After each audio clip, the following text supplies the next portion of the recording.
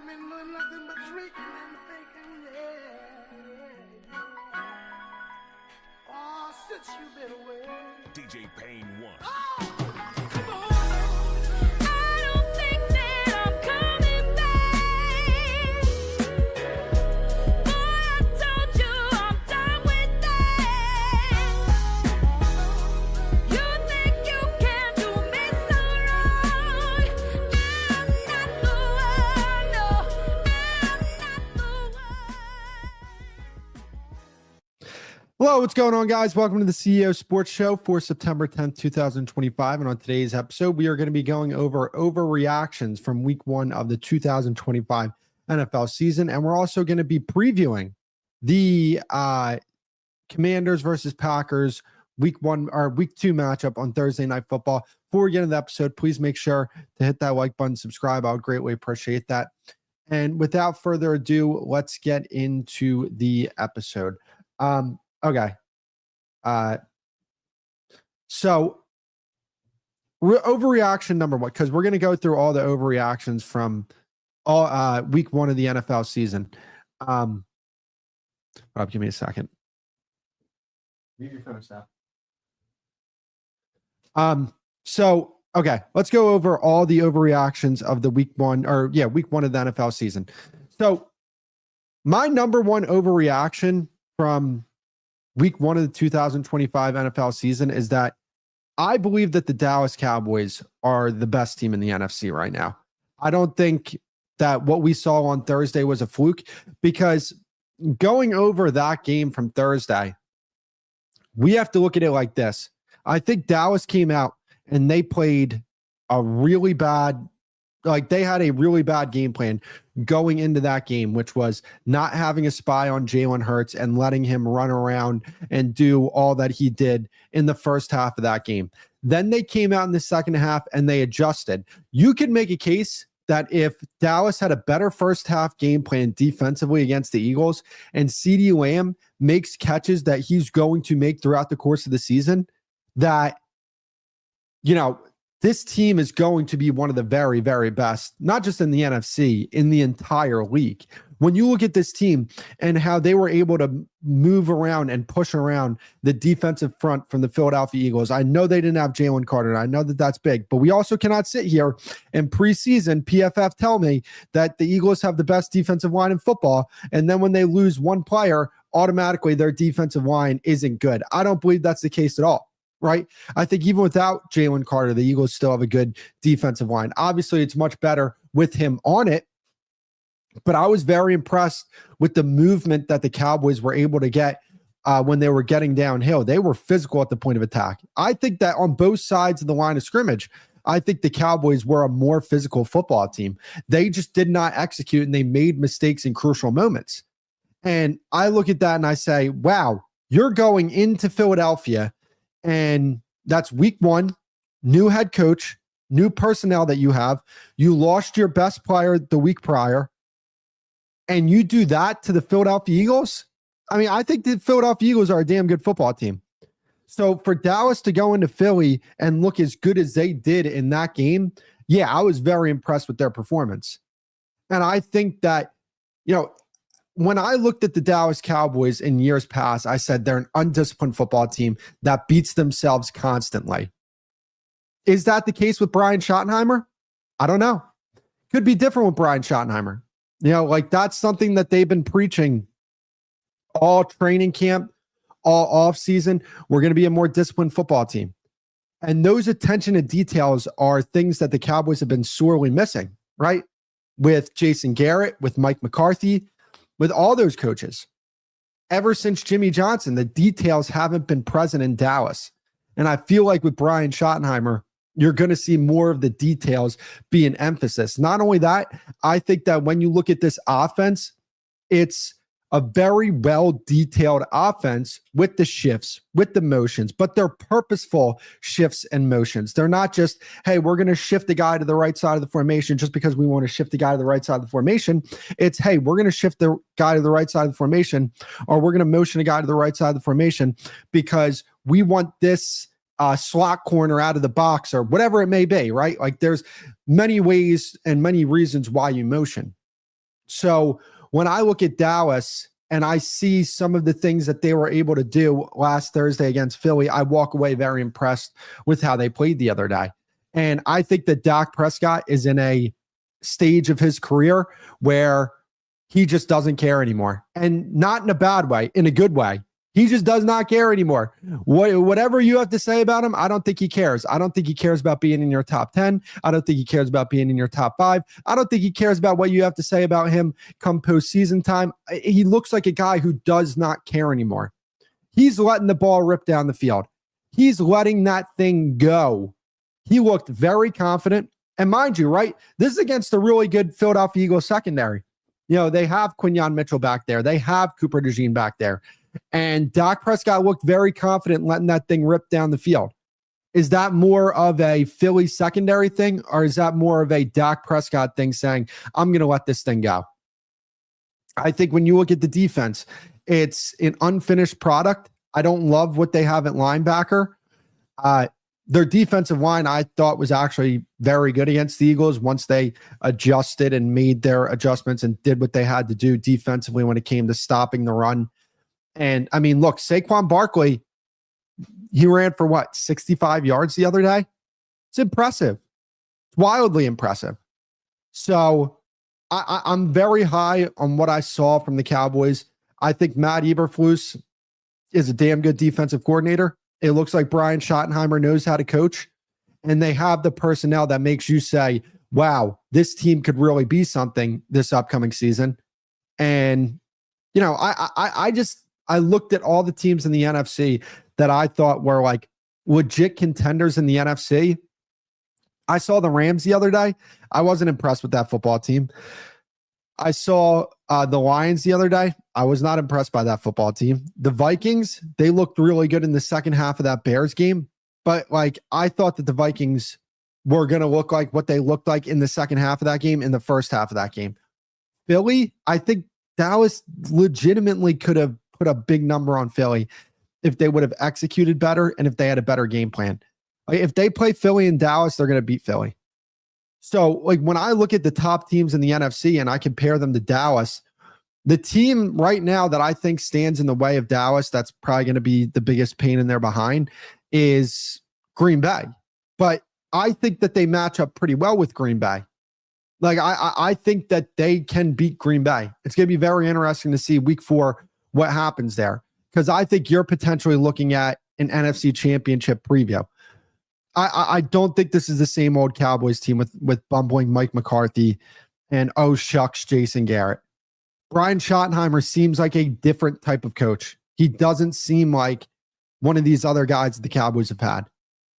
And because of that, that's why I'm extremely high on the Cowboys this season. And I was high on them from the standpoint of, I thought they were going to make the playoffs. I thought that they had potential to win a playoff game. But what I saw last Thursday was a completely different team. I didn't expect to see that last Thursday. Like, what I saw last Thursday, how productive they were offensively, and how, like, honestly, when you look at it in the second half of that football game, I think that their defense played well because of how well their defense played. If you get what I'm saying, get my drift here. Dallas was able to get stops in the second half of that game because their defense played well. Philly got stops in the second half of that game last week because Dallas didn't execute. And all is fair, right? Like, at the end of the day, a stop is a stop. It doesn't matter how you get it. You got the stop. But I'm just saying that's what I observed there. Overreaction number 2. I think it's very fair to say that the Philadelphia Eagles, they're not going back to the Super Bowl. I'm sorry, I don't see it. That team that I saw on Thursday, that looked like a team hanging on by a thread. And it's very hard when you lose that much talent. They lost a lot of talent over the offseason. A lot of it. I mean, it's not just Josh Sweat and Milton Williams and Brandon Graham. It's not just the guys on the defensive line. It's Darius Slay. It's Isaiah Rodgers. It's Chauncey Gardner-Johnson. Like, you're talking about a 2 starting defensive linemen, actually 3, because Brandon Graham was a starter for them for a majority of last season. You're talking about a starting cornerback, their backup cornerback, You're talking about a starting safety. That's a lot of talent that they lost on the defensive side of the ball. And then when you look at the offensive side of the ball, they lost their right guard in Becton. That looks like it could potentially be a big loss for them. Saquon Barkley does not look like the same guy he was last year. Like it didn't look like he had the juice that he had last year. Like, and to be fair, Saquon Barkley, I still think is a very good running back. Very, very, very good running back. But it doesn't look this, even when you look at how Saquon Barkley looked in week 1 of last year, it just looks different. Now, are we willing to admit that Dallas maybe has a good run defense? Like, if you're going to say that, like, no, Saquon Barkley's still the same guy, okay, but like going into the season, I was told that Dallas was going to have an awful run defense. So is it Dallas maybe has a good run defense now, or is it that Saquon Barkley looks like he could potentially have slowed down?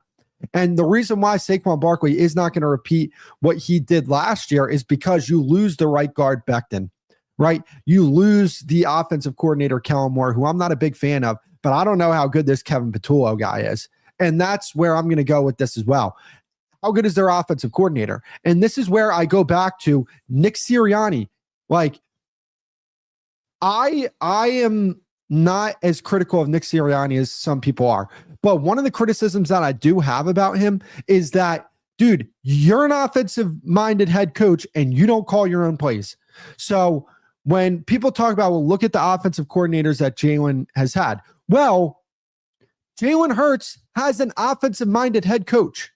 And this is why, like, I respect the hell out of Jalen Hurts. Like, people think that I don't hate Jalen Hurts.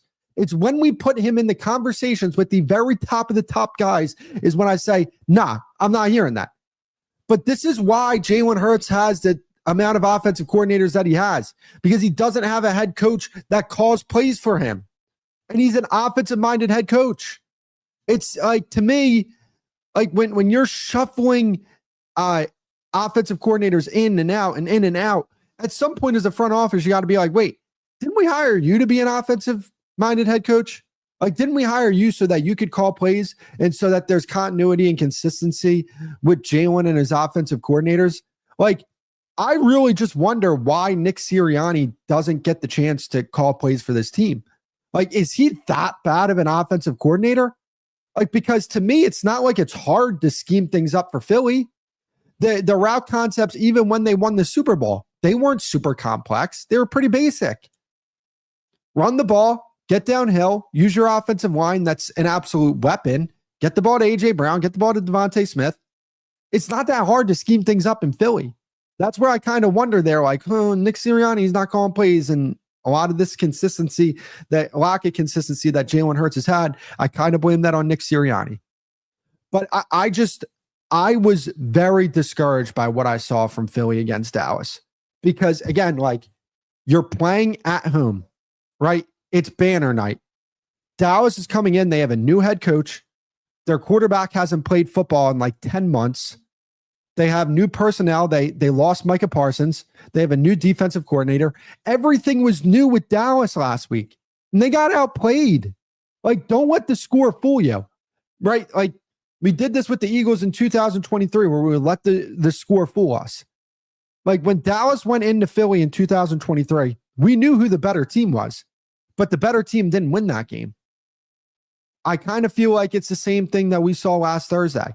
And I get it. Philly started 2-2 last year, and they ended up winning the Super Bowl. Fair point. But you could look at that team and say, okay, they just haven't found their identity yet. And when I look at the Eagles, their identity, they have their identity going into the season. Their identity is get the ball to Saquon Barkley, and we're going to build everything around that. But even when they got the ball to Saquon Barkley and they ran the football last week, like, don't let the rushing numbers fool you. Philly did not do a great job running the football. When they wanted to run the football, they didn't do a great job running the football last week. Jalen Hurts made up for, I think, 70 yards of their rushing yards. But that's because he was scrambling. It was a design pass play, and he was scrambling to get out of the pocket. Like, those count as rush yards. And I think that made up a lot of what Jalen Hurts, or not just Jalen Hurts, but the Eagles did on the ground last week. And you wonder, with this team, because Jalen Hurts did bail them out in the first half with his ability to use his legs. You just wonder with that, can that continue to be the case going forward? Like the Eagles, they're a playoff team, like no doubt about it. So like when you talk about 18, 19, 20 games that they need to put, potentially 21 games that they need to play to go back to back and win a Super Bowl. The team that we saw last Thursday, do you believe that for the next 20 times that they take the field to win the Super Bowl, right? Because that's how many times? 19, 20 more times. Do you think that the way they played on Thursday, granted it is week 1, do you think that they can look like that and win a Super Bowl? I don't think they can. I don't think they can. I worry about that team. I think that people are overrating the amount of talent that they have. They're kind of going based off what they saw last year from this team. But this year's team and last year's team wasn't the same team. That's why when I look at Dallas, I'm like, I think Dallas is a better team than Philly right now. Like, I think they're going to be a better team than Philly this year. And yes, is it an overreaction from week 1? Maybe. But that's why we're doing overreactions here. My third overreaction. I think the New York Jets have a quarterback. And I'm kind of stealing this from Ben Garcia on the mic drop. Make sure to go check out the mic drop on Kretschman Media. I would greatly appreciate that. I think the Jets found their quarterback. Now, I am not a big Justin Fields guy. I was never a big Justin Fields guy. And look, you can look in the background. Ohio State. Loved him as an Ohio State quarterback. One of my favorite Ohio State players of all time. As an NFL quarterback, I didn't see it in Justin Fields. But what I saw on Sunday from Justin Fields, I saw an organization that believes in Justin Fields, that not only believes in Justin Fields, but believes in his talent, believes that you can win with his talent, with the skill set that he has, and they're embracing Justin Fields. Whereas I feel like the last few stops, they didn't embrace Justin Fields. They wanted to turn him into something that he's not. And like to talk about the Eagles here for a second, what I really respect about that organization is they're not turning Jalen Hurts into something that he's not. They're able to win games with what Jalen Hurts is. And I think the Jets saw that blueprint and they said, hey, you want to know what? Yeah, we're having difficulty finding a quarterback. We don't have the number 1 overall pick. We built a good enough roster where the number 1 overall pick is probably out of play for us. Maybe if we want to trade up and trade our future to go grab a quarterback, sure. But we're going to go out and we're going to get a guy that, pretty much everywhere he's been, the coaches have raved about him, in Justin Fields. And we're going to build our team around his skill set. I respect it. I respect what the New York Jets are doing. And I thought the New York Jets were going to be the worst team in football this year. I don't think like that anymore. I'll admit when I'm wrong. When I'm wrong, I'll admit it. Jets look a lot better than I thought they would. And I think a lot of that has to do with the fact that Justin Fields was a lot better than I thought he was. And I think it was fair. I'm looking up his stats from the other day just to get a good gauge on the conversation here. Like when you look at his stats from the other day, 16 for 22, 218 yards, 9.9 yards per attempt, 1 touchdown, 1 sack. 12 rushes for 48 yards. Garrett Wilson played well. They were running the ball effectively. I came away so damn impressed with the Jets the other day because I believe in the Steelers in that defense. The Steelers in that defense, I believe, are one of the best in football. And I think they'll find their way. I will. I do. But the Jets, tell me why they can't finish second in that division. Tell me why they're not better than Miami. Tell me why they're not better than the New England Patriots. I don't think you can tell me that. When I look at the juice that team has with the new coaching staff, with the new quarterback, you're talking about a team in the New York Jets that, man, they have a chance to compete in the AFC. Now, when I mean compete, I don't mean like, hey, they're Super Bowl contenders. No, but can they finish at the back end of the playoffs for the AFC? Why not? Like the NFC is the conference where the depth of that conference is a lot more difficult to kind of like sneak into the playoffs, right?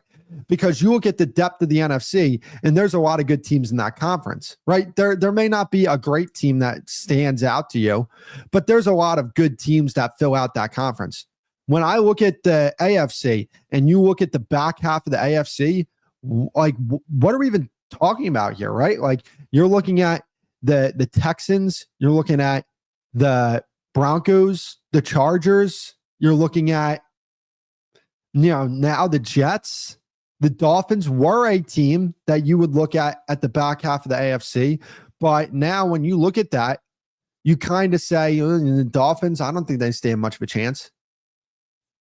Like the Steelers are another team. I think, I don't know if I mentioned the Steelers, but the Steelers are another team that you look at the back half of the AFC when it comes to the playoff picture and you say, wow, like that's a team. So when I look at the Jets, their defense, sound, this offensive coordinator, I had his name at the top of my head. I'm sorry, I have to look this up one more time because I want to make sure that I have the name right. Tanner Engstrad.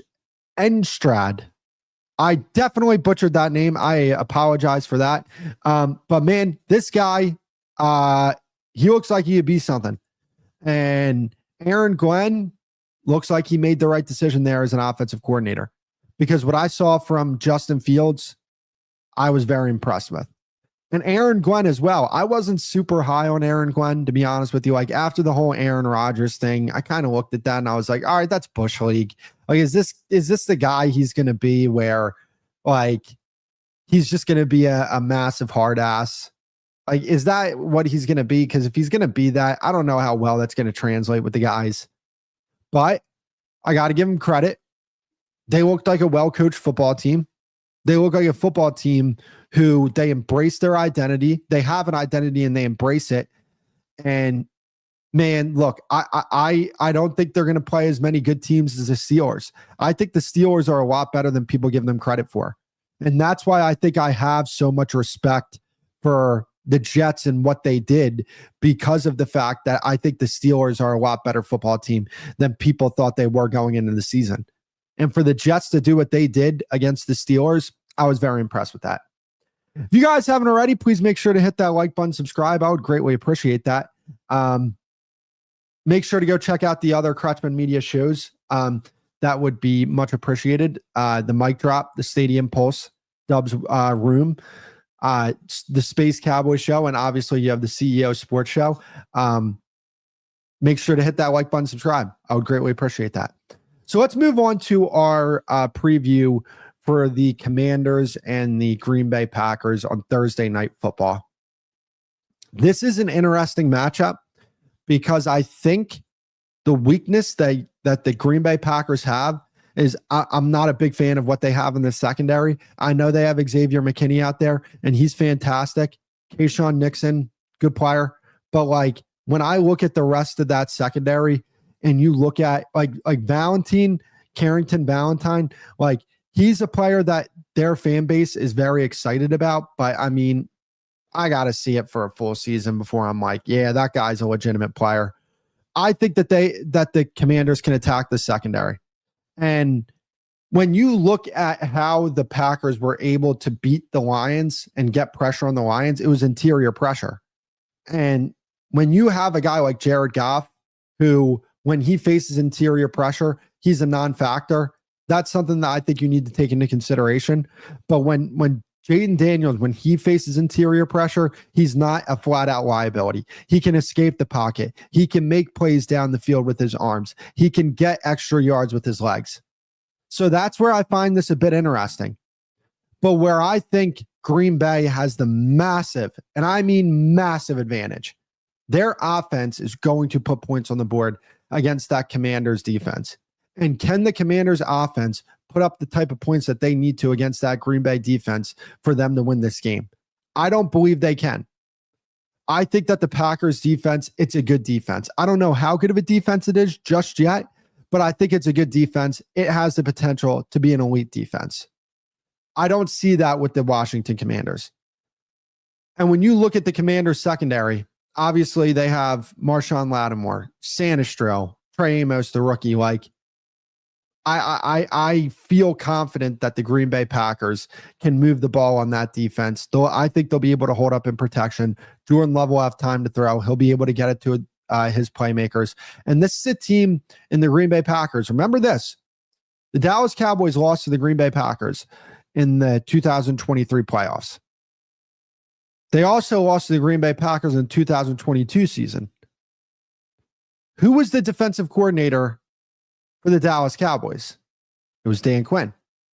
Now, obviously, there's Joe Witt Jr. over there with the Commanders. But who was Joe Witt Jr. with before he got to the Commanders? The Dallas Cowboys.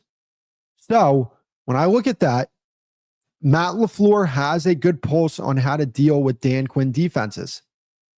And when you look at the Green Bay Packers and their ability to run the ball, I think they'll be effective in that. I think they'll be able to build play action off that. They're going to get it to their guys, Jaden Reed, Matthew Golden. They have a lot of talent there. Tucker Kraft. I think offensively, it's just going to be too much for the Commanders to keep up with them. And when you look at the Commanders' offensive line, are there weak spots on it? For sure, right? That Micah Parsons can go after. When I look at, the interior of that offensive line with Brandon Coleman, now second-year player playing left guard, Tyler Biotic. You have the rookie Josh Connerly. Like, even if you don't want to attack Laramie Tunsil, you still have a rookie on the right side. They can line Micah Parsons up over there, and it's going to be a very, very long night for Jane Daniels. Because Micah Parsons, to me, is the best defensive player in football. Me personally, that's just the way I feel. And, it's just a little bit of a side note. It is funny because I made a video last week saying that the Green Bay Packers overpaid for him. And I still do believe in that take. Packers have to win a Super Bowl for that trade to really, to me, be worth it, right? When you give up that type of capital, you got to win a Super Bowl. But when we look at just game planning and scheming things up, Micah Parsons is going to be a chess piece for this Green Bay Packers defense, and they're going to utilize that chess piece on Thursday against the Washington Commanders, and they're going to attack whatever weakness they can find on that offensive line, just like they were able to do it in Dallas. Now, interesting story line about this as well. Who was Micah Parsons' defensive coordinator when he was in Dallas?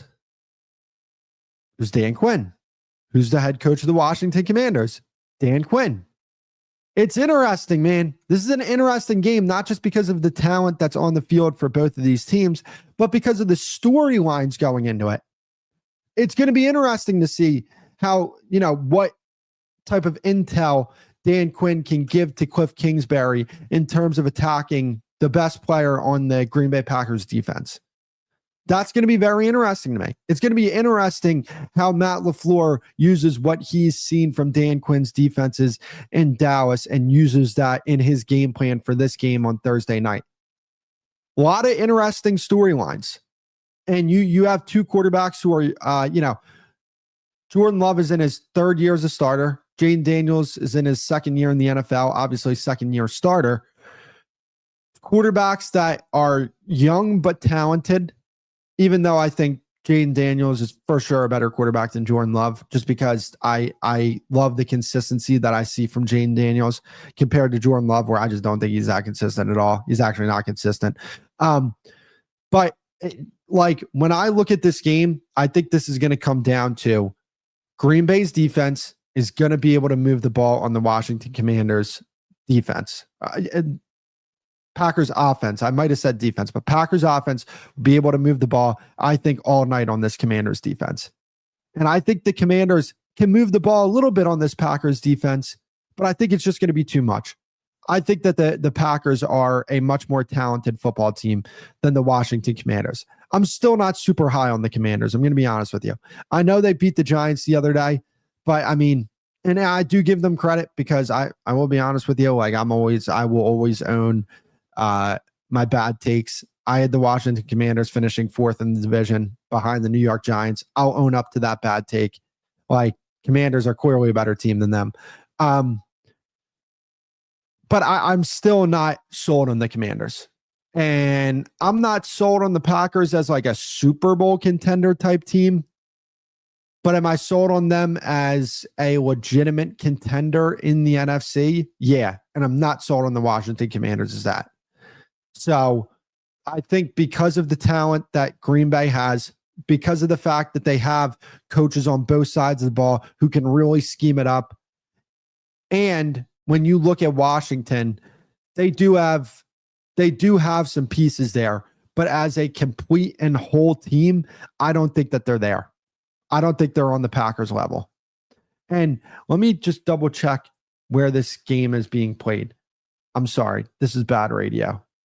They're playing in Green Bay. Yeah. Green Bay's going to win this game. I got Green Bay winning this game 31-17. I don't think it's going to be close. I think that's the difference between Green Bay and Washington. And when you're playing at home, yeah, that's going to be difficult for them. That's going to be it for the CEO Sports Show for September 10th, 2025. Please make sure to hit that like button, subscribe. I'll greatly appreciate it. And until next time, I will see you guys on the next episode.